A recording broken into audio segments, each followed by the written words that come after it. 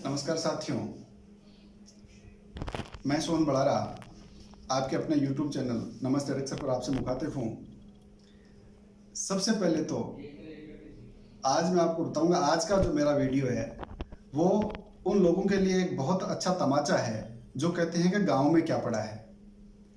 आज का मेरा जो वीडियो है वो पूरी तरह से युवा पीढ़ी को समर्पित है, तो मैं चाहूँगा कि आप इसे शुरू से लेकर अंत तक देखें और निश्चित रूप से इसके मैसेज पे आप गौर फरमाएं।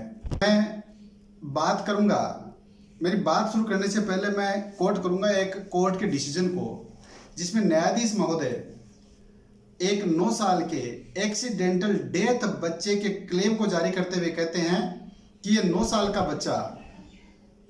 का बच्चा आने वाले दिनों में देश का प्रधानमंत्री होता, इस संभावना को नकारा नहीं जा सकता। और ये केवल 9 साल के बच्चे के लिए कहा जा सकता है, एक 63 साल के बुजुर्ग के लिए नहीं कहा जा सकता। और ये बात मैं इसलिए कह रहा हूँ क्योंकि हमने जो नहीं किया यह सही है, लेकिन आने वाली पीढ़ी अपने लिए वो काम कर जाए, ऐसी मैं उम्मीद रखता हूँ और ऐसा हो भी सकता है। समय में जब 26 जून 2001 को 3 दोस्त, 2 डॉक्टर बनने के लिए और एक इंजीनियर बनने के लिए, एक इंजीनियर बनने के सपने देखने के लिए या सपनों को साकार करने के लिए कोटा जैसे एक कोचिंग इंडस्ट्री के एरिया में जाते हैं, खूब मेहनत करते हैं, लेकिन फिर भी यूं कहें कि किस्मत साथ नहीं देती है और वो जिस उद्देश्य को लेकर गए थे वो उद्देश्य उनका सफल नहीं होता है। लेकिन साथियों, कहते हैं ना कि जो चांद की छलांग लगाता है वो तारों के बीच में होता है, और इनके साथ में ही ऐसा हुआ। मैं 3 दोस्तों में से एक दोस्त का नाम कोट करूंगा अपने गांव का लाडला और एक होनहार विद्यार्थी रहा अमित जैन की। जी हाँ दोस्तों, मैं थोड़ी सी अमित जैन अपने से रूबरू हो उससे पहले अमित जैन के पृष्ठभूमि के बारे में बता देता हूं। अमित जैन एक ऐसा हमारे गांव का होनहार लाडला जो 10वीं तक अपने विद्यालय में पढ़ता है, अपने विद्यालय में भी, अपने सरकारी विद्यालय में पढ़ता है। 12th बायो से वो सीकर के एस के स्कूल में पढ़ता है और 12th पास करने के बाद में वह अमित जैन एक डॉक्टर, बहुत अच्छे डॉक्टर बनने का सपना लेकर कोटा में जाता है। वहाँ कोटा में जिस उद्देश्य को लेकर वो जाता है वो कहीं ना कहीं उसका पीछे छूट जाता है। उसके बाद में अमित राजस्थान की टॉप SMS मेडिकल कॉलेज से डी फार्मा करता है। उसके बाद में वही अमित जयपुर के महर्षि अरविंद फार्मेसी कॉलेज से बी फार्मा करता है और उसके बाद में फार्मा इंडस्ट्री में अपना भाग्य आजमाने के लिए कोशिश करता है। लेकिन रुचि चूंकि उसकी फार्मा इंडस्ट्री में नहीं होकर टीचिंग में थी, इसलिए उसे वो फार्मा इंडस्ट्री रास नहीं आती है और वो टीचिंग में अपना भाग्य आजमाने की कोशिश करता है और यूँ कहें कि वो 100% देता है। शुरू में वो 11वीं के 12वीं के इन बच्चों को पकड़ता है, उन्हें पढ़ाने की कोशिश करता है, संघर्ष उसका जारी रहता है और एक अपॉर्चुनिटी के रूप में कोटा की फेमस कैरियर पॉइंट में उसे केमिस्ट्री पढ़ाने का न्योता मिलता है। यह सफ़र आगे जारी रहता है।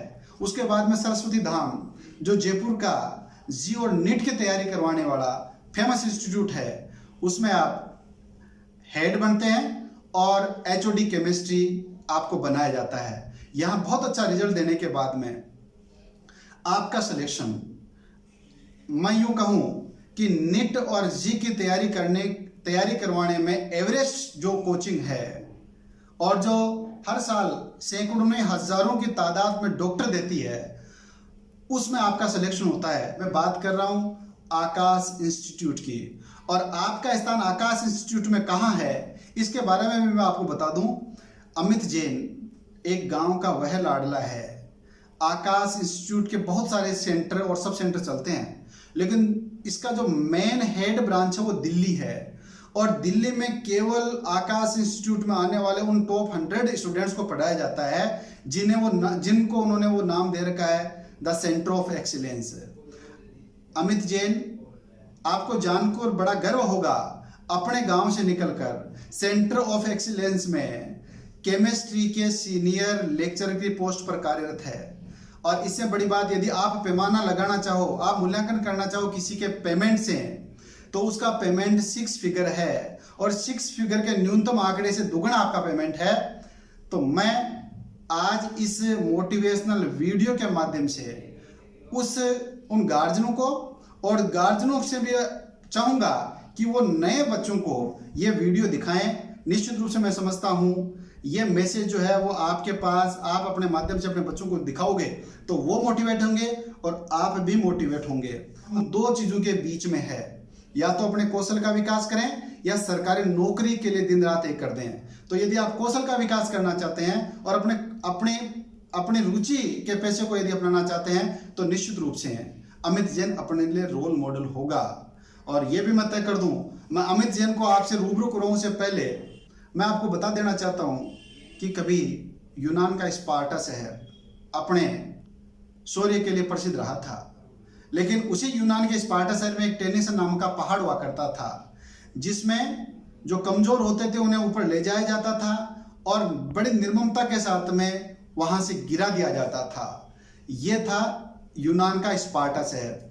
आज का जो भौतिक युग है वो भी स्पार्टा शहर से कम नहीं है, और वो टेनिसन जो पहाड़ है वो आज भी है। टेनिसन पहाड़ क्या है, लोग या तो आप यदि सक्षम नहीं हुए तो लोग सहानुभूति की ठोकरें लगाएंगे, और या सक्सेस होना है या आप सक्सेस हो जाओगे तो लोग आपको रोल मॉडल मानेंगे। यदि आपको रोल मॉडल बनना है तो निश्चित रूप से मैं तो कहता हूं अमित जैन जो कहता है उसकी बात को आप गांठ बांध लें।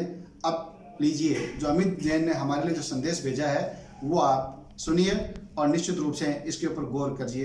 धन्यवाद। नमस्कार मेरे प्यारे ग्रामवासियों और देशवासियों।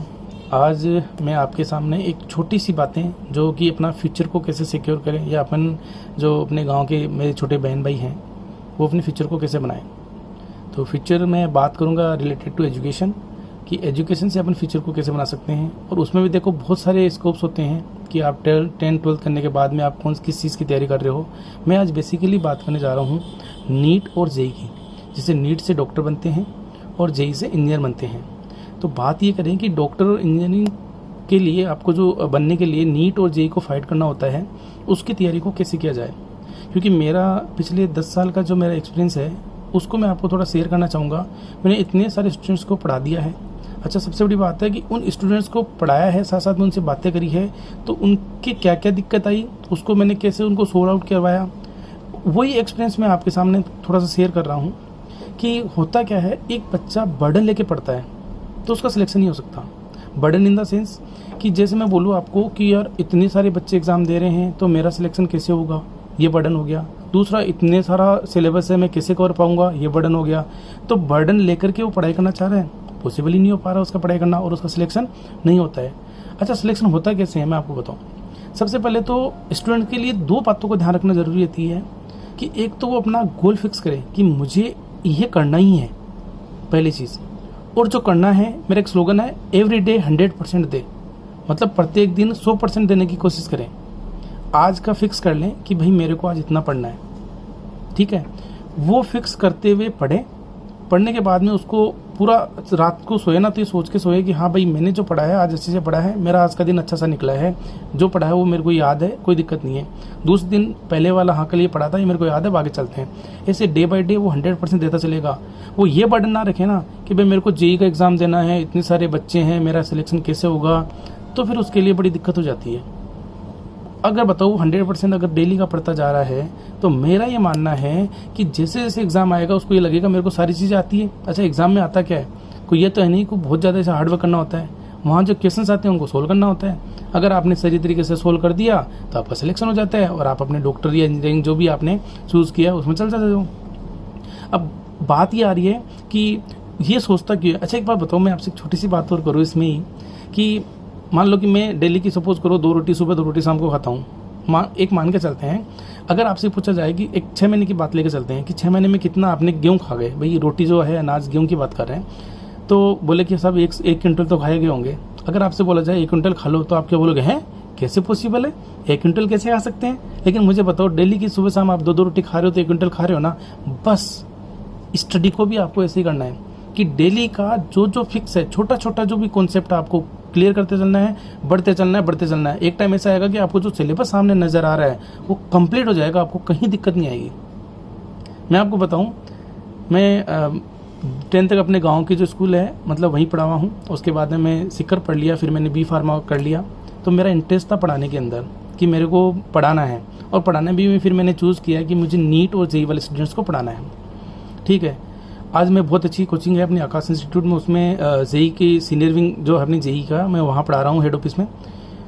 मैंने एक चीज़ ये देखी है कि क्या मैं सीधा ही वहाँ चला गया? नहीं, मैंने सबसे पहले जहाँ पर भी मैंने जिस जयपुर में मैंने पढ़ाना स्टार्ट किया तो मैंने 2-2 बच्चों 3-3 बच्चों को, मतलब कोई 12th का बच्चा है, कोई 11th का बच्चा, उसको इसे पढ़ाया कि ठीक है, क्योंकि कम से कम मैं उसको पढ़ाऊंगा तो मेरा कॉन्फिडेंस तो बिल्ड हो। और मेरा कॉन्फिडेंस इस तरीके से बिल्ड हुआ तो मुझे लगा कि मैं बहुत अच्छे आगे भी पढ़ा सकता हूँ, मैं 200 बच्चों को भी पढ़ा सकता हूँ कि 100 बच्चों को भी पढ़ा सकता हूँ। तो मैंने धीरे धीरे आगे पढ़ाना स्टार्ट किया। तो आज चाहे 200 बच्चे है चाहे 500 बच्चे है, मेरे कोई फ़र्क नहीं पड़ता। मैं क्लास में जाता हूँ तो मैं उसी ढंग से पढ़ाता हूँ जैसे मुझे पढ़ाना चाहिए। तो बात यह है कि मेरे में कॉन्फिडेंस कैसे आया। अच्छा, मैं गांव का था, मेरे को सोचना, जो मान लो ये सोचता मैं, अरे यार शहर वाले ही कर सकते हैं, गांव वाले नहीं कर सकते। नहीं, गांव वाले अच्छे से कर सकते हैं। अच्छा, एक चीज़ और ऐड करूँ मैं इसमें कि अपने गांव के अंदर इंटरनेट है वो स्लो आता है। अरे बहुत बढ़िया बात है, मैं कहता हूँ मज़ा है कि स्लो ही आना चाहिए। हाँ, कुछ चीज़ों के लिए मैं बोल सकता हूँ, लेकिन बच्चों के लिए बहुत सही है। आ तो रहा है पर स्लो आ रहा है। फ़ायदा क्या है कि गांव में इंटरनेट स्लो आ रहा है, उसमें बच्चे क्या करते हैं, नेट तो लेते हैं। देखो बच्चे ऐसे हैं आजकल, मानते ही नहीं है कि हम मोबाइल लेंगे देखेंगे, उसमें वो वीडियो देखने लगते हैं। जो भी कुछ वीडियो देखते हैं, मान लो चाहे वो कोई एंटरटेनमेंट वीडियो देख रहे होंगे या गेम्स खेल रहे होंगे, वो थोड़ी देर परेशान होकर के रख देते हैं। जबकि शहर में फास्ट आता है, वो दिन भर लगे रहते हैं। तो गाँव वालों के लिए तो बढ़िया है ना अपने लिए कि कम से कम अपन आगे, अच्छा वो नहीं चलेगा तो अपन पढ़ाई करेंगे, और पढ़ाई करेंगे तो आगे बढ़ेंगे। एक ही जरिया है आज की डेट में, अगर अपन अच्छा बनना चाहते हैं तो पढ़ाई करनी पड़ेगी।